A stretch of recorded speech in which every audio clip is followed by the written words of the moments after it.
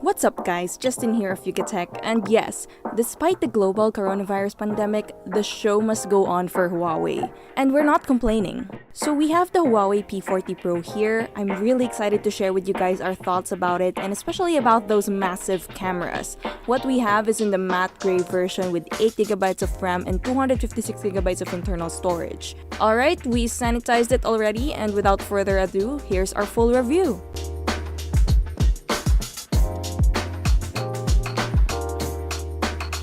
Now, there are a few design elements that Huawei incorporated in the P40 Pro, some of which came from the Mate 20 and 30 Pro and the P30 Pro from last year. Once you get a hold of it, the device honestly feels like the Mate 20 Pro.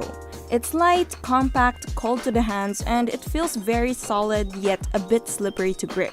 We're noticing that the design differences between the P series and Mate series are pretty narrow already, and we see this in the P40 Pro. One interesting design feature of this phone is the glass back panel that looks frosted with a matte finish that surprisingly keeps smudges and fingerprints away. We like that. The Type-C port is found at the bottom along with the primary mic, speaker grill, and SIM card slot. The SIM tray holds a nano SIM card and a second slot for either an NM card or another nano SIM. And yes, there's no headphone jack here, so you'll need an adapter or use wireless headsets instead. On the right are its power button and volume rocker. The power button has that subtle red accent, which is a nod to that Leica partnership. The IR blaster and noise-canceling mic are up top, flanked by two antenna bands on both ends. We give it to Huawei for really making their devices stand out.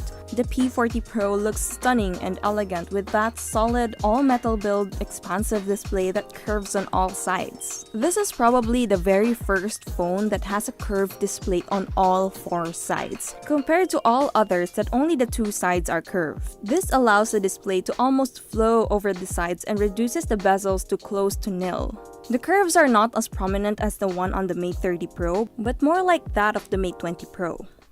Flip over to the back and for sure you won't miss that large camera module on the top left corner to house its 4 camera sensors and LED flash inside a slightly protruding module. The unibody design is composed of an all-metal chassis sandwiched by a glass front and back panels that overflow to the sides, almost converging towards each other. The P40 Pro is also IP68 rated for dust and water resistance for up to 1.5 meters in under half an hour. It's thicker than the P30 Pro by half a millimeter and heavier by 17 grams. Come to think of it, the Huawei P series is becoming thicker and heavier in each iteration since the P10 Plus. What's missing though is what type of glass protection is used here, since Huawei never mentioned Gorilla Glass. Where the P40 Pro really flexed its muscle is with that curved display at the top and bottom sides, further reducing the bezels to as narrow as possible. Huawei also did away with a notch in favor of a cutout design at the top left corner that houses the 32-megapixel front-facing camera with a time-of-flight sensor and IR flood illuminator. Speaking of the display, the P40 Pro's Flex OLED display is similar to the Mate 30 Pro, but only this time it's got a 90Hz refresh rate and looks better and more noticeable when playing games.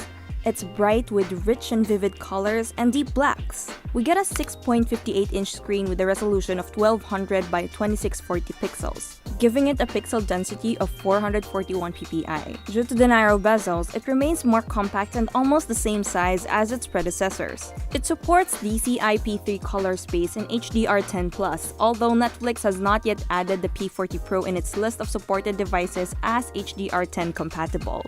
Of course, its fingerprint sensor is embedded under the display. That cutout design for the front camera might be a distraction, so there's an option in the settings to hide the cutout and put a black screen along the entire area, which does not look good in our opinion.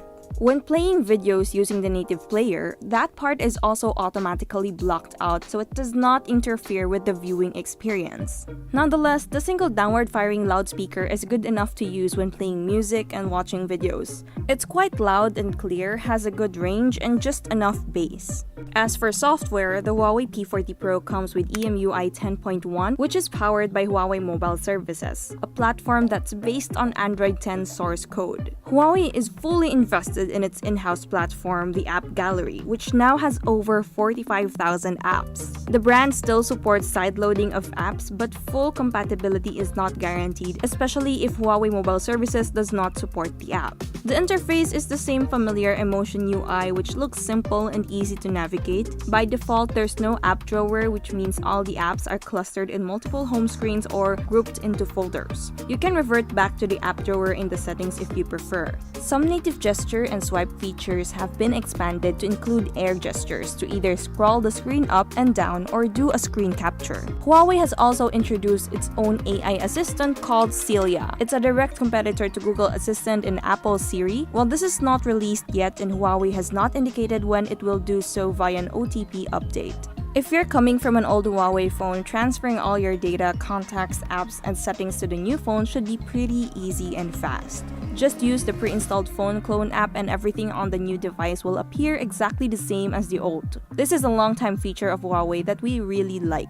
For security, of course, you get that under-display fingerprint sensor and face recognition that is surprisingly very fast and accurate. We actually prefer it over the fingerprint scanner. The fingerprint sensor recognizes up to 5 maximum prints, while the facial recognition allows for an alternate look just in case you have some other appearance or style that might confuse the scanner.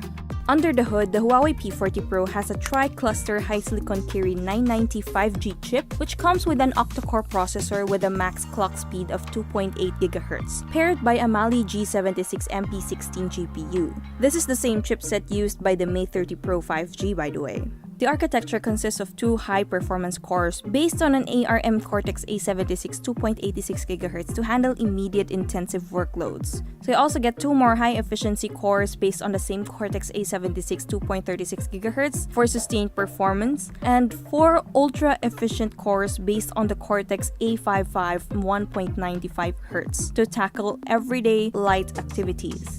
It also has 8GB of RAM and either 128 or 256GB of internal storage that's expandable for another 256GB via an NM card. As for performance, it's through the roof.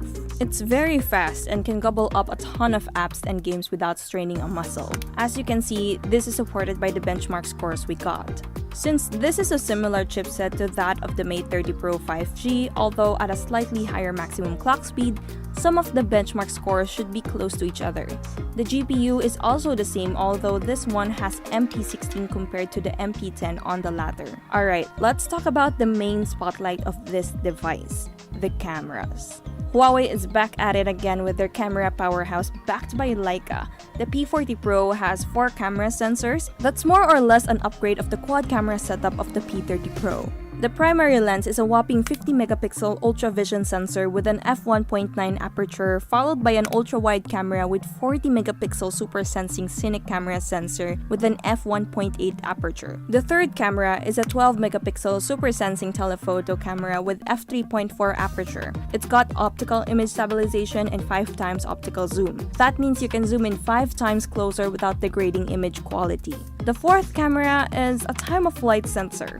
It uses infrared light to determine depth information. The sensor emits a light signal that hits the subject and returns to the sensor. The time it takes to bounce back is then measured and provides depth mapping capabilities. The TOF sensor complements each of the 3 other cameras when taking photos. As for photo quality, snapshots come out sharp and rich in color. We get great dynamic range and fast, accurate autofocusing. The main camera also takes videos up to 4K at 60 frames per second and can burst an ultra-slow motion shot up to 960 frames per second at 1080p. For its front-facing camera, we get a 32-megapixel sensor with autofocus and f2.2 aperture coupled with an IR depth sensor. Overall, image quality is great. It's better compared to the P30 Pro thanks to the biggest sensor sizes of each camera. Talk about connectivity and call quality. The P40 Pro uses the same chip as the Mate 30 Pro 5G.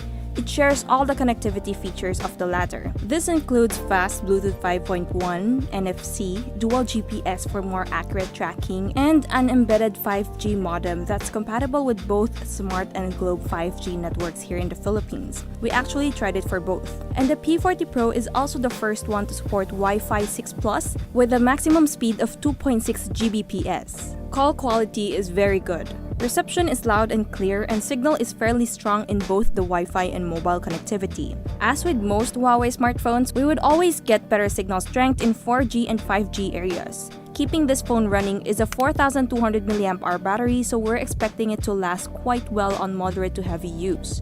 In our PZ Mark battery test, the P40 Pro achieved a score of 12 hours and 45 minutes on a single full charge. Meanwhile, in our standard video loop test, the P40 Pro lasted 25 hours and 20 minutes. The results are surprisingly slightly lower compared to the ones we got on the P30 Pro, which is 13 hours and 13 minutes. But despite having the same battery capacity and newer chipset, at the moment we can really point out the reason why, but we think it's due to the bigger display. The P40 Pro also supports Huawei's 40 watts supercharged technology, as well as fast charging at 27 watts with reverse wireless charging, just like its predecessors. Okay, so we have one more important detail to tackle, and that's the price. The Huawei P40 Pro has a suggested retail price of 50,990 pesos. As it stands, the Huawei P40 Pro is a well-rounded flagship smartphone that ticks off every single item on the checklist. However, we think that it doesn't seem like a huge update from its predecessor. There are incremental upgrades like display size, resolution and refresh rate, CPU clock speed, GPU cores, and camera, but collectively these seemed not that immensely significant. Even the battery capacity has not changed, with a slight decline in battery life based on our tests. It seems like Huawei is holding out on the P40 Pro. Perhaps that's the result of adding a new model, the P40 Pro Plus, where much of the drool-worthy upgrades for the camera were added. Likewise, the app gallery may be behind in terms of apps and services. It's currently the third after Google Play Store and Apple App Store, but it has committed $1 billion in developer support, so we're hoping it's going to catch up soon. Don't get us wrong, the P40 Pro is a pretty attractive device. Very nice design, impressive performance, impressive camera, and good battery life. It's just overshadowed by the P40 Pro Plus with that pentacamera setup. If you're coming from the P20 Pro or the P30, then the P40 Pro is an ideal upgrade. However, if you're using the P30 Pro, then you should be looking at the P40 Pro Plus instead for your next upgrade. And that's it for this review. What do you guys think about this Huawei P40 Pro? Let us know in the comments. And if you enjoyed this video, be sure to drop a like, subscribe to our channel for more content, hit that bell icon so you don't miss any future uploads, and be sure to visit yugatech.com for the latest tech news and reviews. This has been Justin, and don't forget to wash your hands and stay at home.